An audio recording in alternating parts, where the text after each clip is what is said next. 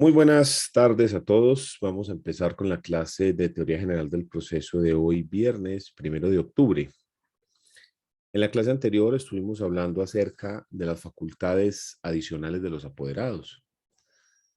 Mencionamos que damos por descontado la facultad que tienen los abogados para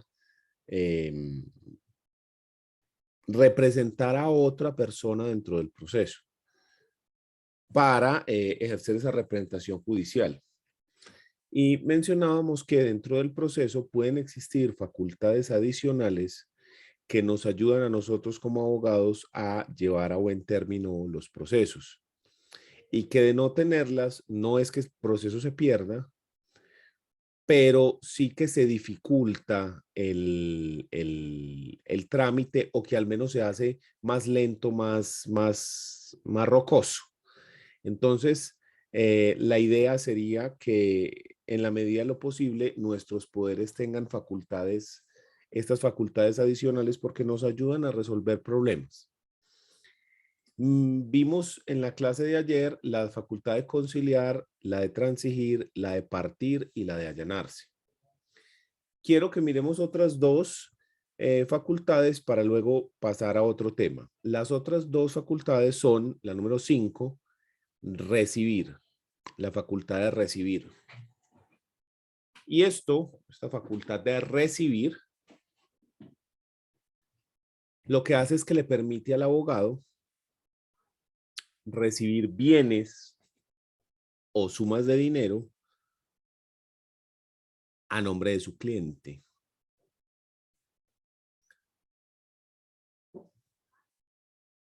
Eso no implica que el abogado pueda apropiarse de lo recibido. No. Sino que simplemente recibe en calidad de intermediario entre quien entrega ese bien y su cliente.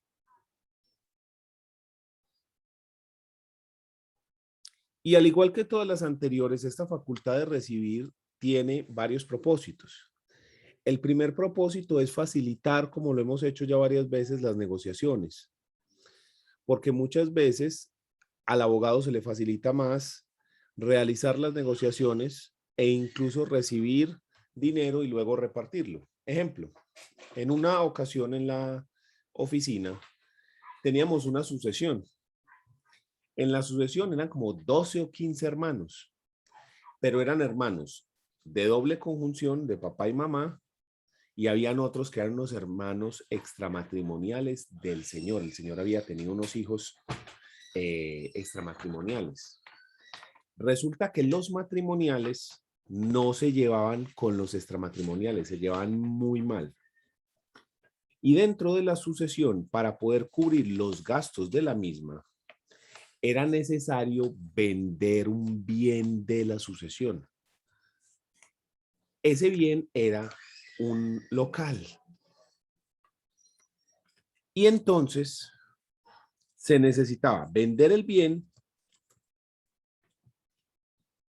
sacar lo que se necesitaba de gastos para pagar en la notaría, la declaración de renta del causante, unas deudas laborales y demás, y lo que sobraba sí era para repartir entre los herederos.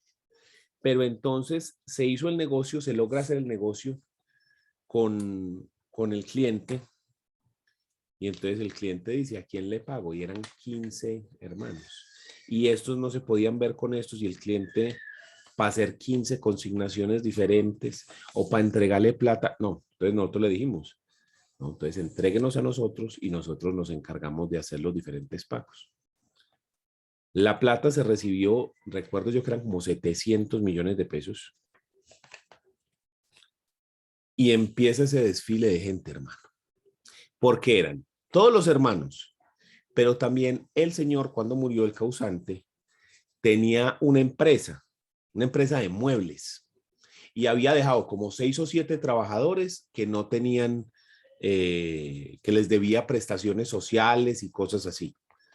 Y tenía una finca donde tenía como otros 4 trabajadores con lo mismo, ¿sí? Menos mal no era mucho tiempo, pero Lo mismo que fue, mejor dicho, eso parecía el seguro social, hermano. Porque eso era la fila, entraba el uno y salía el otro, entraba el uno y salía el otro, entraba el uno y salía el otro. Y así se fue pagando todo. Entonces, nosotros recibimos e hicimos como ese enlace. Entonces, se pagaron todas las deudas laborales. Luego se le dijo al contador de que cuánto era lo de la DIAN para separarlo de la DIAN, para pagarlo con posterioridad. Luego se hizo el cálculo de cuánto era lo que le costaba, lo que le tocaba a cada uno de los herederos, ¿sí? Los dobles recibían más que los hermanos medios, sacar esos dineros y empezar a pagárselos a cada uno y firme todas las personas recibo de pago de que se recibió el dinero tal por el día tal, la fecha tal. Y entonces unos lo querían en consignación, otros lo querían en giro, otros lo querían en efectivo, y entonces así fue, se repartió todo eso. Me acuerdo que a los hermanos dobles les tocaba como 20 millones de pesos, algo así, y a los hermanos simples les tocó como 15, no, como 11 millones, algo así, era una cifra así. Y recuerdo mucho que hubo unas personas, hubo dos casos en específico, uno que hicieron una fiesta, compraron un carro con esa plata, hicieron una fiesta, se emborracharon el mismo día que se lo entregamos y le dio pérdida total al carro. Y a los otros fue unos que les dijimos, se lo consignamos. No, no, no, no, no, en efectivo, venga, ¿y por qué no lo ponen un giro? Vea, aquí queda el banco. No, es que yo no tengo cuenta, pues vamos a abrir una cuenta, venga, qué tal cosa. No, no, no, no, no, no, nosotros, pero eso no es bueno llevarse esa plata así, y más que andaban en taxi. No, no, no, que no, que no, que no, que no. Pues efectivamente les dimos la plata y llegando a la casa los atracaron. Entonces,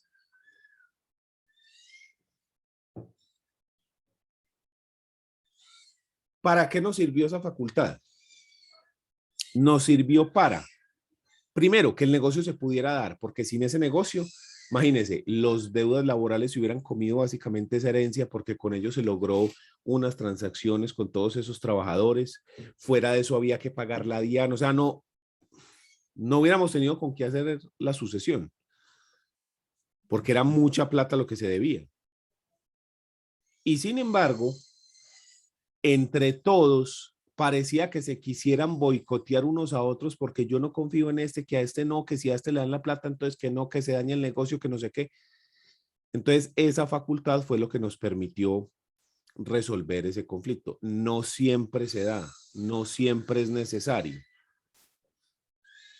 pero de pronto eso puede ayudar. Y la otra es que también puede servirle si usted tiene un cliente en el cual no confía mucho, pues si usted recibe el dinero, pues usted tiene la facultad de negociar con el cliente y decirle, bueno, ¿cuánto me va a tocar a mí de acá en horarios? Sacar el dinero y entregarle al cliente en caso pues del que el cliente no sea una persona muy confiable que digamos, ¿cierto? Porque hay clientes que son así, que reciben la plata y se la gastan y después, ay, es que había que pagarle al abogado, ay, ¿cómo así? ¿Sí? Entonces también puede servir como una forma para asegurar los honorarios. Pero digamos que la finalidad principal no es tanto esa, sino lo que les digo, tratar de facilitar los negocios para que fluyan y puedan llevarse a buen término. Entonces, es una recomendación, no en todos los procesos cabe, no siempre es necesaria, casi nunca se ejerce, pero no está de más tenerla por si de pronto se presenta alguna oportunidad en la cual sea necesario. Y la última facultad que quiero que pongamos sería la contraria al allanamiento, que es desistir.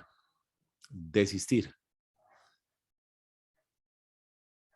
Desistir es la facultad para que el abogado retire la demanda del juzgado. Es decir, que no continúe con el proceso, que se renuncie al proceso. Al igual que el allanamiento, que lo veíamos ayer, no sirve porque en algunos casos se puede llegar a negociaciones donde se debe hacer eso. Se debe retirar la demanda como uno de los eh,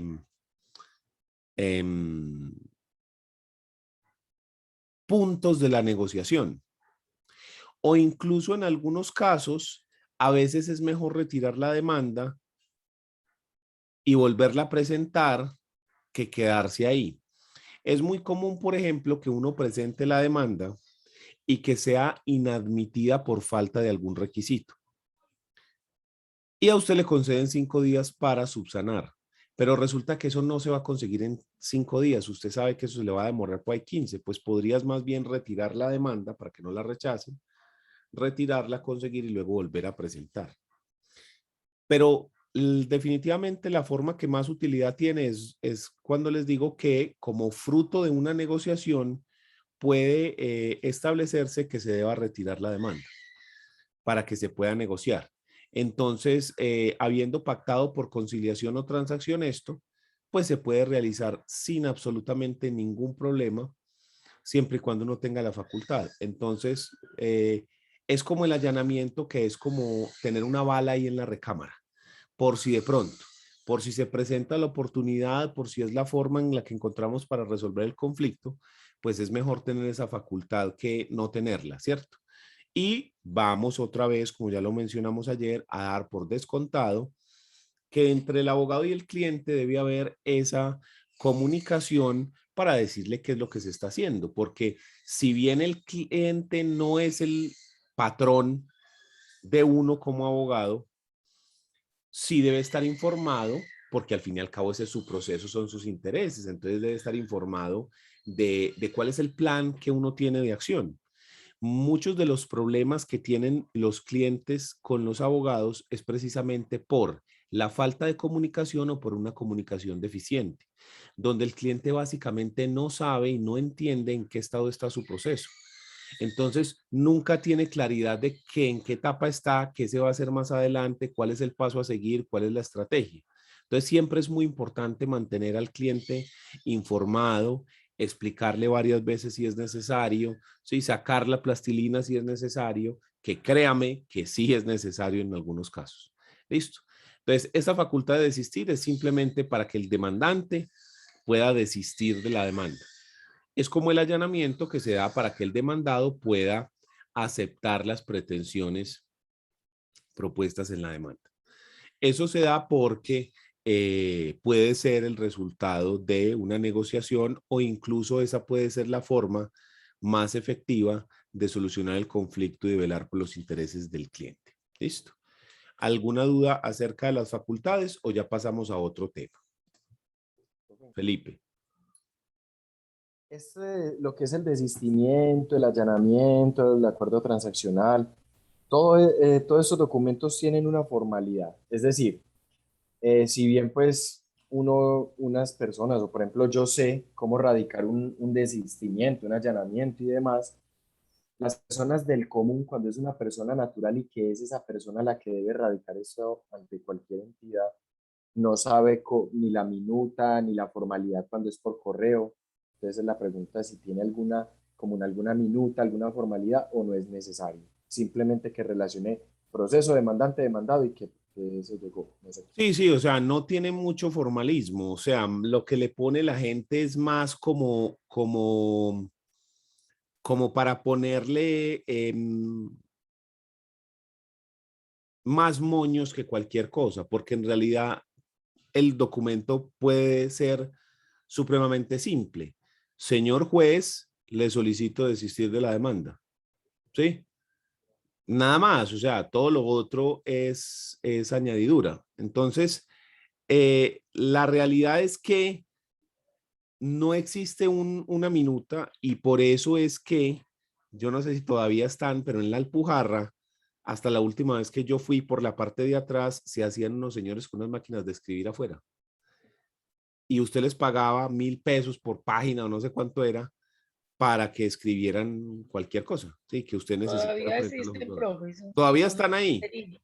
Y son los tinterillos. Sí, entonces están ahí afuera en la Alpujarra, son unos señores con unas máquinas de escribir y usted le dice, ve, necesito radicar un tal cosa. Y el man se lo pasa ahí, firma y lo presenta. O sea, es una vuelta a 1979, pues, no, yo creo que más, Ajá. más atrás. Hay Sí, poquitos, pero todavía existen, profe. Y están en, ahí sobre el puente que une la Alpujarra, o sea, la estación Alpujarra, que se mete en un centro comercial y baja por ese puente. Ahí apenas termina el puente peatonal, ahí se hace. Ya, entonces ya sabe, cuando quiera ir a conocer 1970, puede ir allá y pedir que le radiquen, no sé, Cuando, cualquier cosa, un desistimiento. cuando uno va como para la DIAN, cuando uno Sí. necesita, por ahí que le toca ingresar a uno, ahí están. Ah, bueno, esos son. O dos, tres. Entonces el formato lo tiene esa gente, ya lo saben de memoria y su público objetivo es ese. John Freddy me dice que no entiende muy bien el desistimiento. O sea que el abogado puede retirar la demanda, pero ¿qué sentido tiene? ¿Para qué? Pues para no seguir con el proceso. Freddy, yo voy a demandar a Juan porque me debe 1.000 millones de pesos. Y Juan me dice, le pago 800, pero si me retira la demanda ya, porque yo no puedo estar embargado. Listo, ya mismo, tan retirada ya mismo, ya. Pero a ver la plata. Así, para ese tipo de cosas sirve Freddy. ¿Sí? Entonces, ¿eso qué es lo que hace? Terminar el proceso, porque usted desiste del proceso. Y muchas cosas se resuelven así. Es más, desgraciadamente, acá uno nota que la gente funciona es como a las patadas, que a usted le toca coger, demandarlos y ponerles una demanda bien berraca, bien jodida, que usted los vea, que los tienes agarrados y ahí sí les dice, conciliamos, ahora sí, ya ahora sí me está escuchando, ¿sí? Y ahí sí se sientan a conciliar suavecito. Y ahí sí ya dejan de ser emocionales y se vuelven racionales. Cuando uno ya los tiene cogidos con una demanda que el mejor dicho pidió usted hasta extradición, ¿sí? Y ahí sí ya es cuando, ay, no, venga, pero ¿por qué no conciliamos? ¿Qué necesidad hay de pues, lo que uno estaba diciendo desde el principio? Entonces, muchas veces después, fruto de esas negociaciones, ya uno termina retirando el proceso y ya rehaciendo las cosas de mutuo acuerdo. Pero desgraciadamente, muchas personas aquí funcionan es así, como a las patadas, como como que si no es por las malas no funcionan. Entonces, he ahí el asunto pues del desistimiento. ¿Listo? Muy bien. Entonces, dejemos ese tema y metámonos con un tema diferente, que son las vicisitudes que puede sufrir un abogado. Las vicisitudes.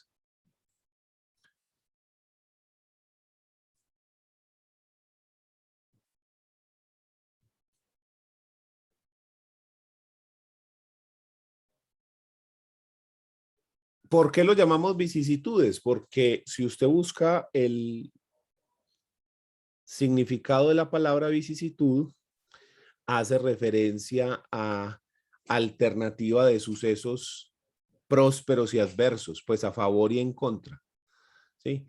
Como que trae cosas buenas y cosas malas. Entonces es una cantidad de circunstancias que se pueden presentar de dificultades o de circunstancias especiales que se pueden generar en el desarrollo del proceso.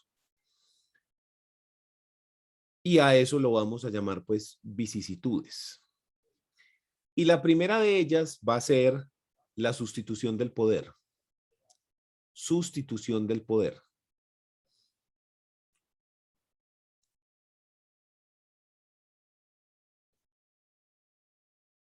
Esta también la podemos poner como una de esas facultades adicionales que debe tener el poder. Debido a que en algunas circunstancias para el abogado va a ser necesario sustituir el poder que le fue otorgado por su cliente a otro abogado para que ese otro abogado asuma la representación jurídica del cliente, pero sin necesidad de otorgarle un nuevo poder. Si tu poder tiene la facultad de sustituir, usted simplemente le menciona al juez que va a sustituir el poder que tiene usted en Juan o en Pedro. Por ejemplo, cuando uno contrata con estas grandes empresas de abogados, con estos emporios de abogados, usted siempre firma un poder con la facultad de sustituir, porque usted contrata con Abelardo de la Espriella, pero mentiras que él no es el que va a llevar su caso, lo van a llevar otros abogados. Entonces le sustituyen el poder a la persona que sea necesaria. Y esta facultad es muy importante que uno la ponga en el poder porque esta circunstancia de sustituirlo puede pasar en múltiples circunstancias. Por ejemplo, usted tiene que hacer un viaje, pero justo esa semana hay una audiencia y usted no puede aplazarla y tampoco puede aplazar el viaje. ¿Qué hacemos? Podría sustituirle a una persona para que esa persona asista a esa diligencia o esa audiencia y usted poder hacer la otra figura. ¿Ya? Sobre todo si nosotros trabajamos con una oficina que nosotros montamos o que hacemos parte de, es muy importante que haya esa facultad, porque si no puedo hacerlo yo, pues lo haces vos, o si no lo hace aquel, y si no, pues ya vuelve otra vez a mí el poder. Entonces, es muy importante que los poderes tengan esa facultad adicional de sustitución, porque es una circunstancia que se presenta con regular frecuencia. Y no es necesario notificarle al cliente para que otorgue un nuevo poder, lo cual a veces es muy engorroso porque hay que ir a la notaría y sino que usted simplemente manda un memorial sencillo al juez diciendo que sustituye el poder en fulano de tal con tarjeta profesional tal. Obviamente, pues lo debe sustituir en otro abogado, ¿cierto? Y ese abogado después puede continuar todo el proceso o devolver el proceso, volver a sustituirle a usted. Entonces, es una circunstancia que ocurre con mucha frecuencia y que es necesaria. Entonces, por eso es también importante que la pongamos en la lista de las facultades especiales que debe tener el poder del abogado. ¿Listo? Sustituir. Importante tenerlo en cuenta. Segunda vicisitud que se puede dar en el desempeño del proceso como abogado. Sí, Juan Pablo, el poder puede ser resustituido, o sea, que lo vuelvan a sustituir a uno, o se lo sustituyan a otra persona, y luego a otro, luego a otro. Sí, puede pasar de mano en mano como pan de queso maluco. Sí, señor. Pero solo si hay la facultad expresa, si no, no. Segunda vicisitud. La segunda vicisitud es la renuncia. Renuncia al poder. El abogado en cualquier momento puede renunciar a ser el representante jurídico de su cliente. Pero siempre debe manifestarlo por escrito al juzgado que renuncia. No es necesario aducir las razones por las cuales se da la renuncia. No. Sino que simplemente basta con que se renuncie al poder. En ese caso, si hay renuncia, el cliente sí tiene que otorgarle un nuevo poder a su abogado. Y en ese evento, el juez debe suspender el proceso hasta que se consiga un nuevo abogado, dándole un término para ello, porque como la persona tiene derecho a la defensa técnica, pues el proceso no puede continuar sin que la persona tenga el acompañamiento de su abogado. Entonces es muy importante que haya, que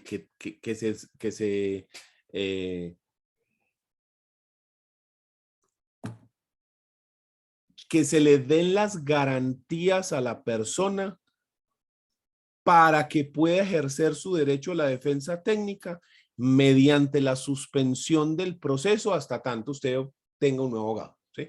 Pero eso no es de manera indefinida, se le da un término para que lo consiga. Sí, 10 días, 20 días, 5 días, lo que sea, lo que el juez considere necesario para conseguir un nuevo abogado. Y la persona deberá otorgarle un nuevo poder. En el caso de la renuncia, tendríamos que tener en cuenta varias cosas. El abogado puede cobrar honorarios hasta lo que trabajó. Si el cliente no lo paga, entonces puede solicitarle al juez un incidente de regulación de honorarios. Y es que el proceso se suspende y hacemos un mini proceso para determinar cuánto fueron los honorarios del abogado por ese tiempo trabajado. Y también habría que tener en cuenta que si el contrato de prestación de servicios tiene cláusula penal, pues habría que mirar si hay lugar a cobrar la cláusula penal o no, porque la renuncia puede haberse producido por un acto que realizó el cliente que llevó a que se rompiera la relación, o antes el abogado responder por esa cláusula penal porque unilateralmente decide terminar el contrato. ¿Listo? Entonces, esa es la renuncia al poder, donde Profe, el abogado le dice expresamente al juez, renuncio. Dígame. qué pena. ¿Cómo se llama lo que le solicita el abogado al juez para parar el proceso? Incidente de regulación de honorarios. Incidente de regulación de honorarios. Se suspende el proceso y se hace un mini proceso para determinar del contrato que había y con los honorarios pactados, cuáles fueron las actividades realizadas y entonces cuántos son los honorarios a ese momento. Entonces eso depende de en qué etapa del proceso estamos, de qué es lo que efectivamente ha hecho O sea, es el ponerle abogado. la queja al juez. No, no es eso, sino que cuando el cliente no Juez, no me paga, paga. entonces usted le dice, señor juez, entonces venga, fíjese usted lo que el monto, pues, porque este man no me quiere pagar. En esos días pasó algo similar con el proceso de la Mintic. El juez les dijo a la defensa que tenían 3 horas para revisar un expediente de 3.000 páginas. El abogado dijo, no, renuncio al poder porque a mí no me da en 2 horas para revisar 3.000 páginas, y ahí suspendieron el proceso.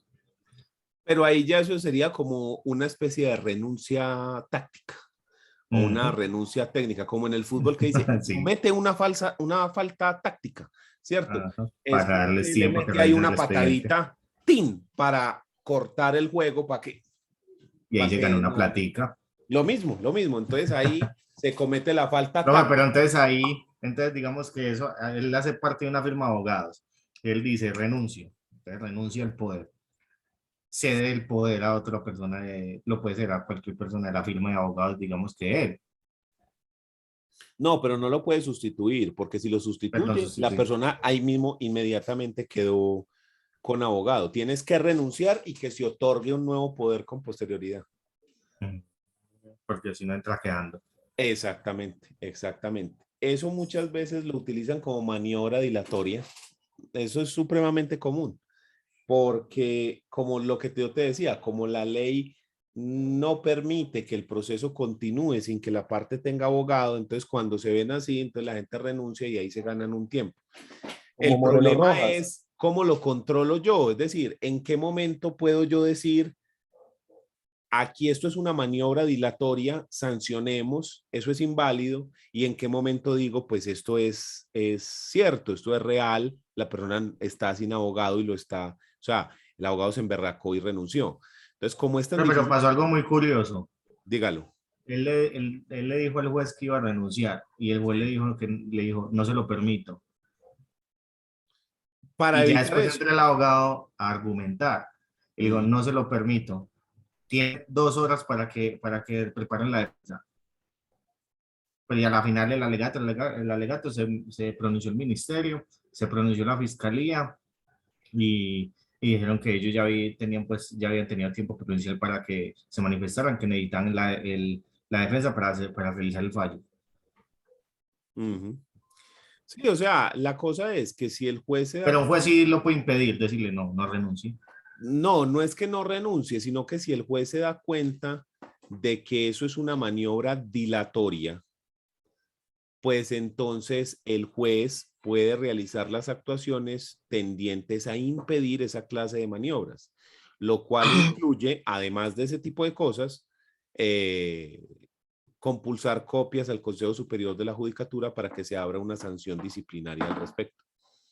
Entonces, sí, o sea, en ese caso el juez ve evidente la maniobra ahí dilatoria y no lo permite en el sentido de que no se está haciendo porque haya una razón relevante, sino porque está esa cuestión del tiempo, ¿sí?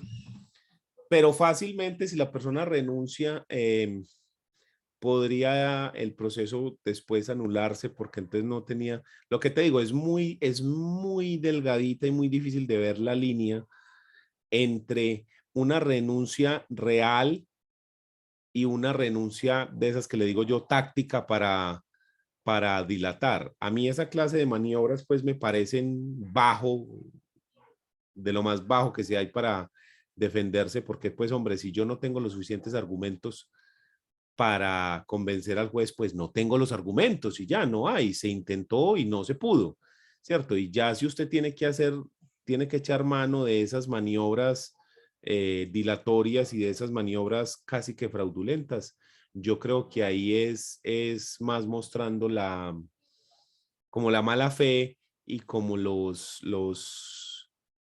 como dicen ahí, se le ven las costuras, hermano. Entonces, no estamos Como de lo que acuerdo con pasó eso. con Samuel Moreno.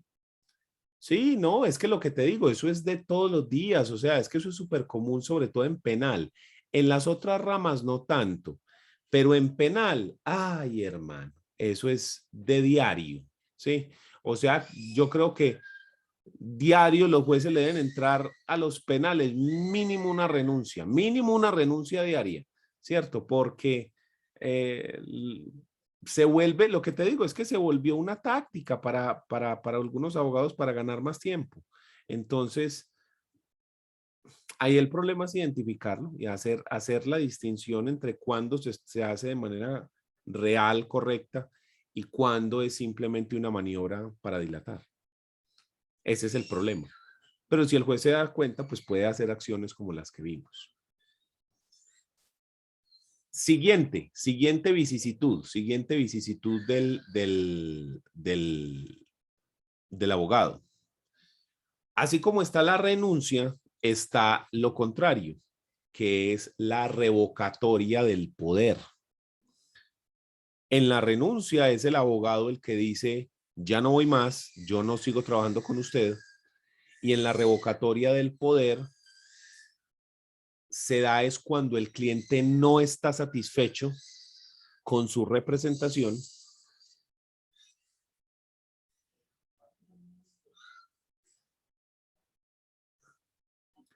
y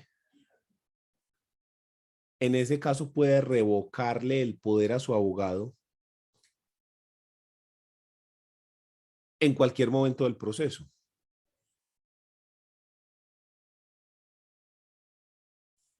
Y deberá otorgar un nuevo poder a otro abogado. Pero para que el otro abogado pueda asumir válidamente, pueda recibir ese poder válidamente sin ser sancionado, el abogado anterior debe emitir un paz y salvo por honorarios. Debe emitir un paz y salvo por honorarios.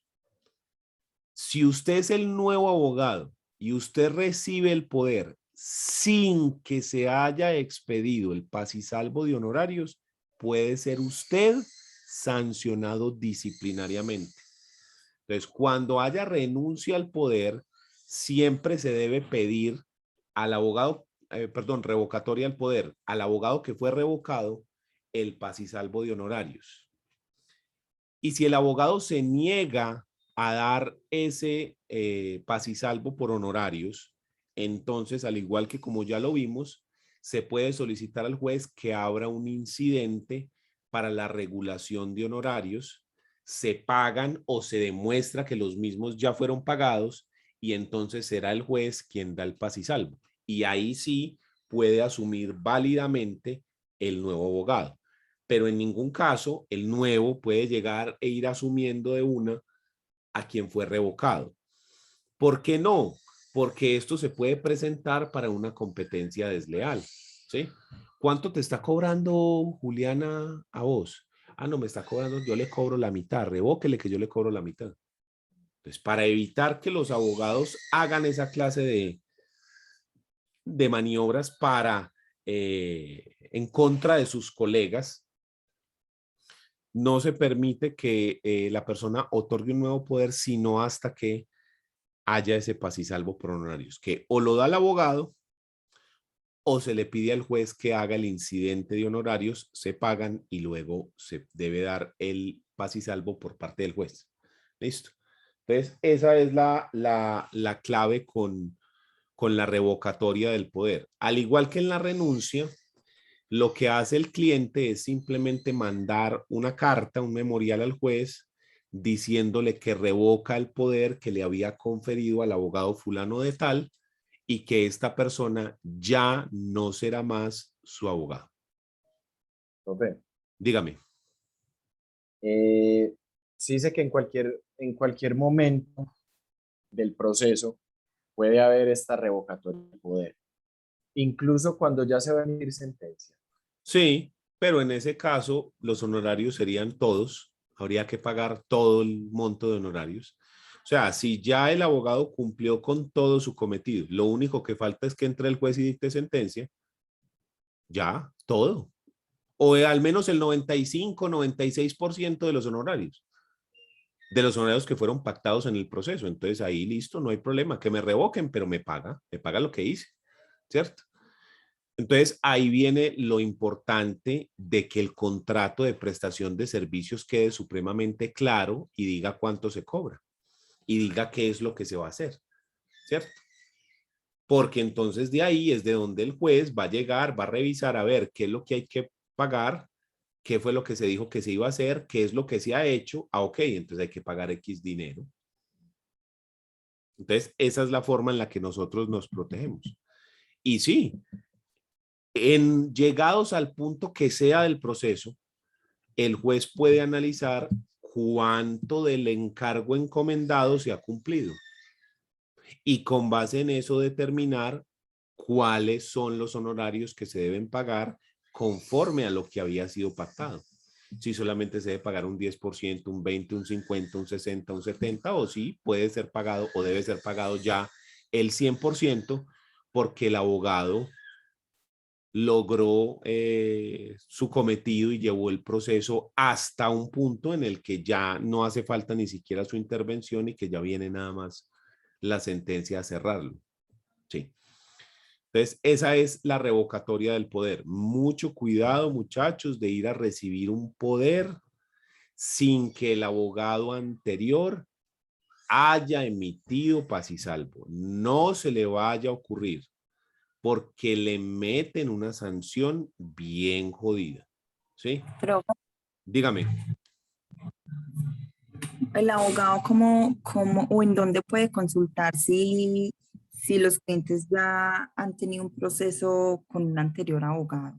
En la página de la rama judicial, cuando usted va a llevar el proceso, pues en la página de la rama judicial ahí aparece el proceso y usted puede consultar por el nombre de la persona, por el número de cédula de la persona o con el radicado del proceso. Entonces, cuando la persona llega, si ya hay un proceso en marcha, pues la persona no te va a pedir igual que vos abras el proceso de cero, sino que la persona te va a decir que hay un proceso en marcha. Y vos puedes revisar en el mismo proceso e incluso solicitar información al juzgado para saber qué ocurrió y si usted puede asumir o no válidamente el proceso, el poder sin ser sancionado. Y el juzgado tendría la obligación de responderle, ¿cierto? Pero como la información de los procesos es pública, usted perfectamente lo puede mirar. O sea, no es sino usted con el radicado, con el nombre de las partes, puede buscar el poder, el proceso de una. En la página de la rama judicial, ahí aparece. Y ahí usted se da cuenta si la persona revocó el poder o incluso si hay renuncia al poder, también se puede ver ahí. Porque no falta pues el cliente que llegue donde uno y no le diga que ya lleva un proceso anterior con otra persona. Bueno, y en el caso, ejemplo de una sucesión que se haga en la notaría, que no se está haciendo, o sea, que el cliente no lo está haciendo por dos partes igual, en dos partes diferentes, qué pena. Ah, ya ahí en ese caso, si usted no está o si usted no tenía forma de conocer que había otro abogado que le habían revocado el poder, pues ahí sí no tendrías sanción, obviamente demostrando que usted no tenía ningún conocimiento previo de que la persona ya estaba trabajando y que le revocaron el poder. Sí, ahí ya podría hablarse pues de que usted tenía una imposibilidad física para conocerlo, porque usted simplemente no podía saber que eso existía y no habría lugar pues a la sanción disciplinaria. Pero en todos los casos, siempre que el cliente le diga a uno que ya hay un proceso, que ya hay un poder y que ellos quieren cambiar de abogado porque el otro no le gustó, porque es muy enredado, por lo que sea, siempre decirle, pues entonces hay que revocarle el poder y obviamente pagarle o negociar con el abogado y que me sustituya el poder a mí. Porque si el abogado me sustituye el poder, yo no necesito paz y salvo, porque es simplemente sustitución. El poder que estaba a nombre de él pasa a estar ya a nombre mío. Pero eso hay que conversarlo a ver qué nos dice el cliente. ¿Sí? Y nosotros hemos tenido casos que no los hemos cogido por eso. ¿Sí? No, hasta que usted no resuelva la circunstancia con el abogado anterior, yo no puedo tocar ni un papel porque me sancionan. Entonces, primero que se resuelva ya y luego después miramos si se le colabora o no se le colabora con el proceso. Eso es muy delicado. Profe, Dígalo. en la revocación del poder al abogado por parte del cliente, ¿él tiene que sustentarlo o pasa igual como la del abogado cuando renuncia al poder que le dio el cliente? Igual, exactamente igual. Basta simplemente con decir que le revoca el poder al apoderado sin mencionar razones. No es necesario. ¿Sí? Simplemente se revoca y ya. Y en los dos casos, tanto en la revocatoria como en la renuncia del poder, podemos llegar a aplicar cláusula penal. Porque en el contrato de prestación de servicios, algunos contratos puede ponerse, yo lo hago, cláusula penal, donde si alguna de las dos partes unilateralmente termina el contrato, queda obligada para con la otra a pagarle el 20% del objeto del contrato. ¿Esto qué? Para que precisamente los clientes no le revoquen a uno el poder a la mitad del proceso y lo dejen a uno viendo un chispero. Precisamente para eso es que yo lo hago con esa facultad expresa. Profe, Dígame. este tema de la revocatoria, la renuncia, con el fin de dilatar los procesos, ¿en cuánto tiempo es que se archiva el proceso? Hay una figura que se llama el desistimiento tácito. En ese desistimiento tácito funciona de la siguiente manera. Si pasados 3 meses de que una parte, en este caso la demandante, no haga una actuación que tiene que hacer, si no lo ha hecho, el juzgado la requiere y le da 1 mes de plazo. Si dentro de ese mes no cumple con la actuación, entonces el proceso se declara desistido tácitamente. Esa figura se llama desistimiento tácito. Entonces, la persona no actúa por 3 meses, se le cita, se le da un término de 30 días y si al finalizar ese término no ha realizado las acciones que se le exigen o la acción que se le exige, entonces el proceso se le termina por desistimiento en el caso del demandante, ¿cierto?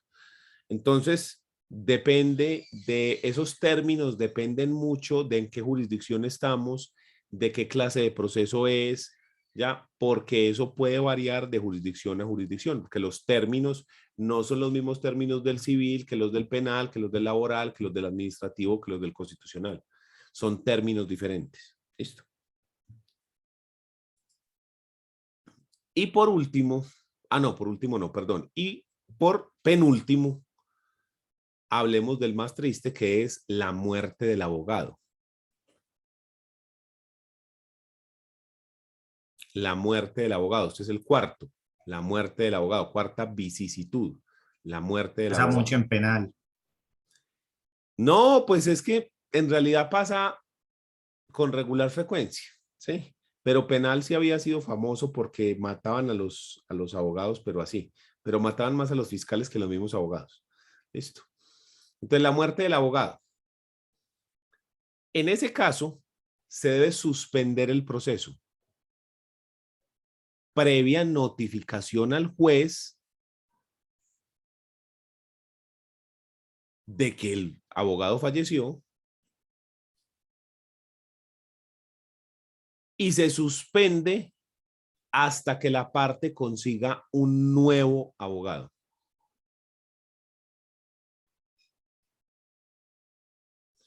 Y en este proceso, o en esta circunstancia, perdón, en esta circunstancia de la muerte del abogado, también se puede abrir el incidente de regulación de honorarios para que el juez determine cuánto fueron los honorarios hasta donde el abogado trabajó y que eso se pague para la masa herencial de ese abogado y que se reparta entre sus herederos, ¿cierto?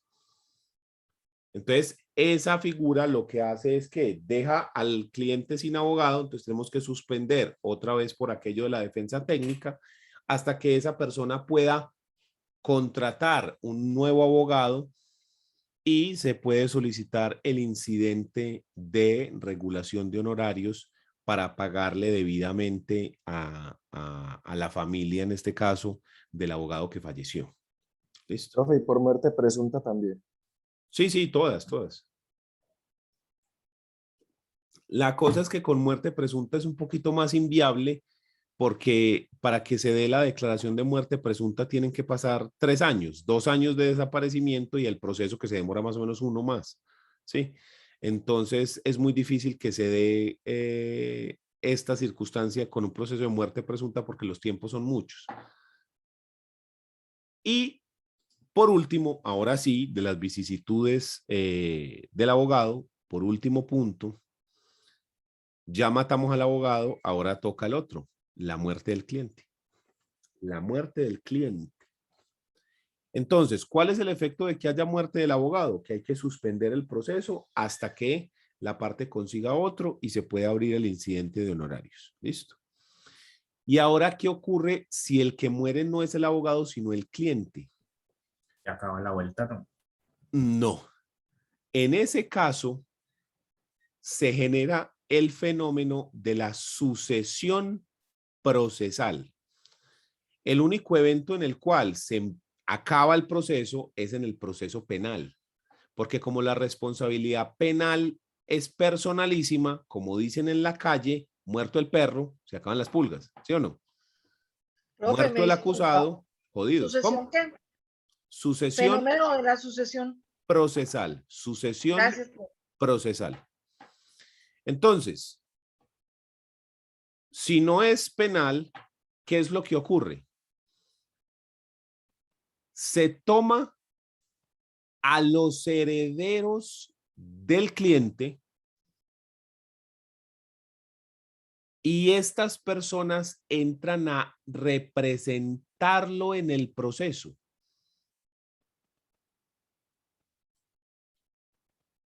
Lo reemplazan en un litisconsorcio necesario, que ya lo vimos.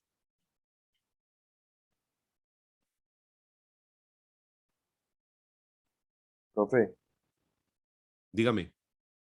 ¿y si la parte demandante es el papá y el demandado es el hijo?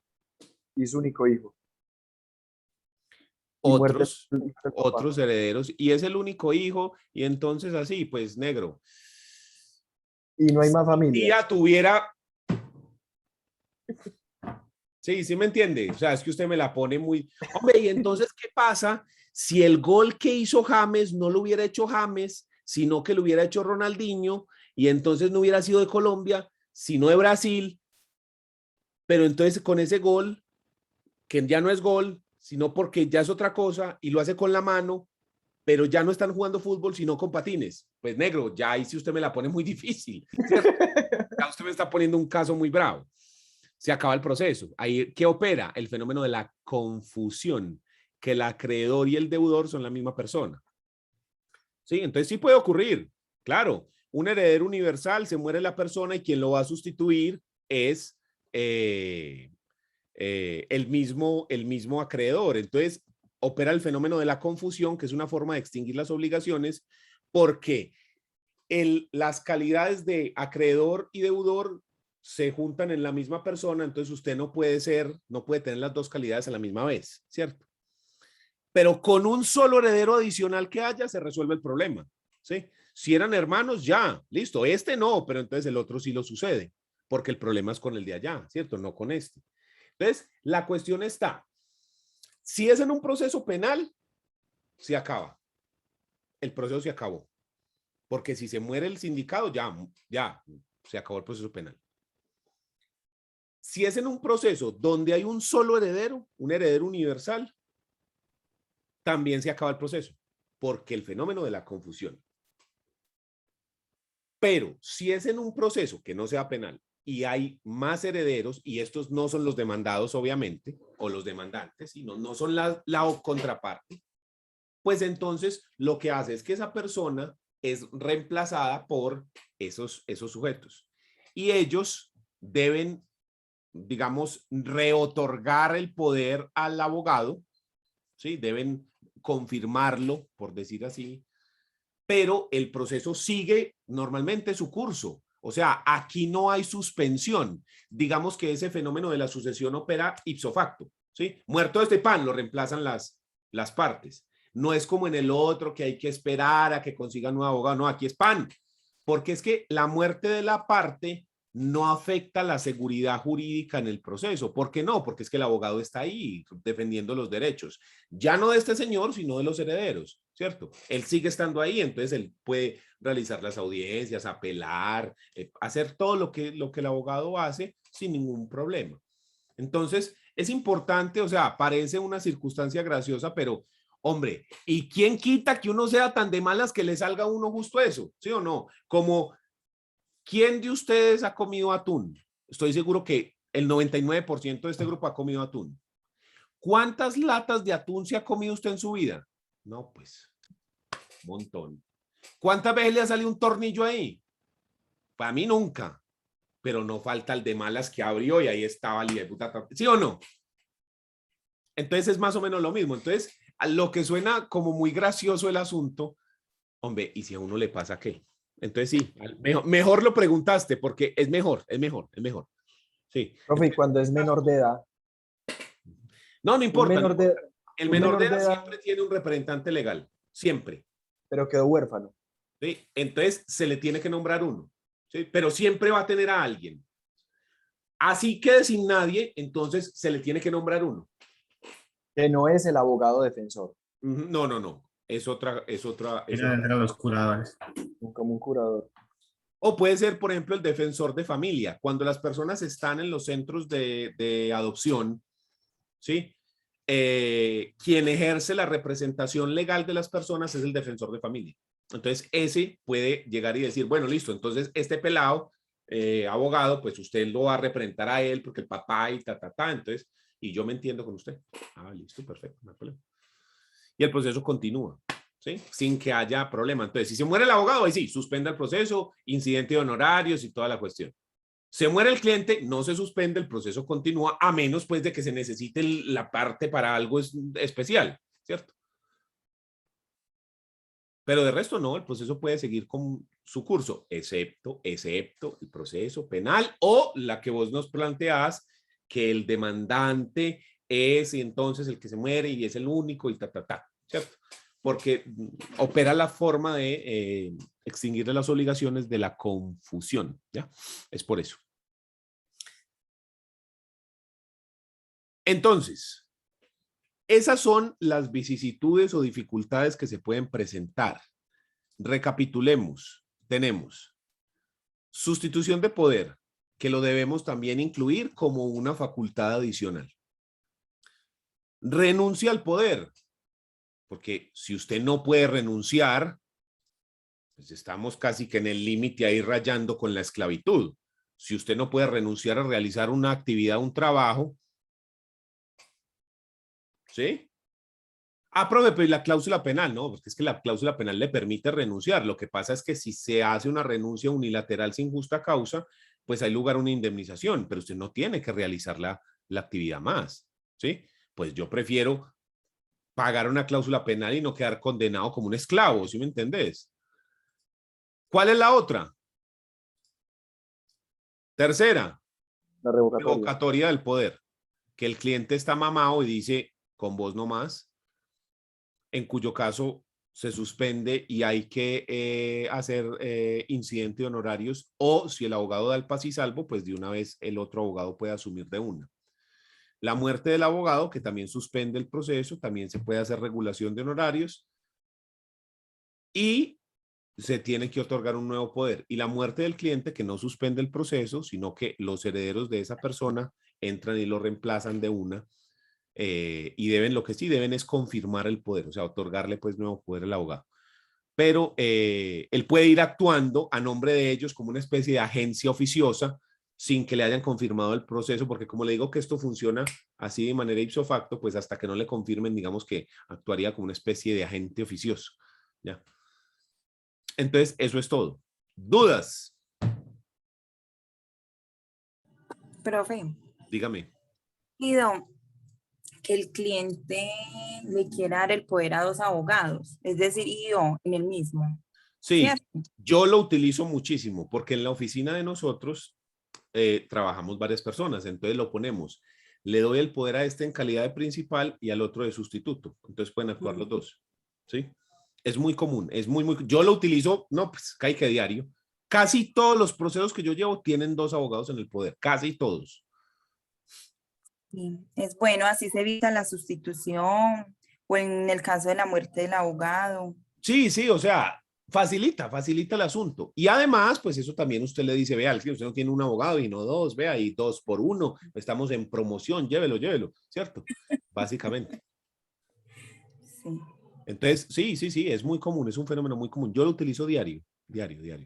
¿Alguna otra duda? no. Muchachos, feliz fin de semana.